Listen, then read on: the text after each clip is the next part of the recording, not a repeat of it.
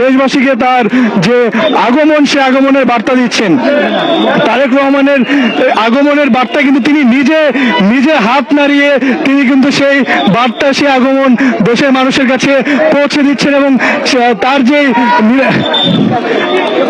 আপনারা কিন্তু আমি যদি আরো একদম ক্লিয়ারলি দেখাই যে তারেক রহমানের যে গাড়ি বহরটি, সেই গাড়ি বহরের মধ্যে একটি বাস, সে বাসের সামনে তিনি দাঁড়িয়ে দেশবাসীর উদ্দেশ্যে হাত নেড়ে কিন্তু তিনি তার যে আগমনী বার্তা, সে আগমনী বার্তা কিন্তু দেখিয়ে দিলেন। এবং তার যে নিরাপত্তায়, তার নিরাপত্তায় কিন্তু চতুর্পাশে সেনাবাহিনী, বিজিবি, পুলিশ, র্যাব সব বাহিনী মিলে কিন্তু তার যে গাড়ি বহরটি, সেই গাড়ি বহরটিকে কর্ডন করে, অর্থাৎ ঘেরাও করে নিয়ে যাচ্ছে, যেন কোনো ধরনের অপ্রীতিকর ঘটনা না ঘটতে পারে।